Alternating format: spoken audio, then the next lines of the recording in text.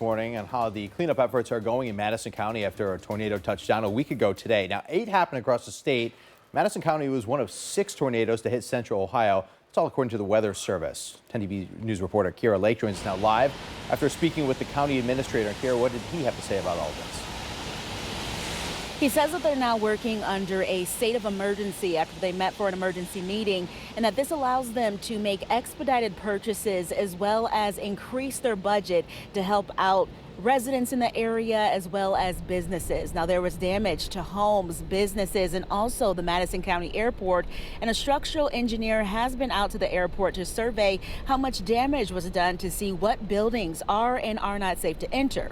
The emergency declaration also helps cover the cost of overtime for their sheriff's deputies, fire departments, and other crews that came in to help. Also, it's the first step in applying for potential aid here from the State House and for federal dollars. Overall, though, he says they were happy with their early warning and response teams. So we're extremely grateful. We didn't have any injury reports. All of our early warning systems worked as they should.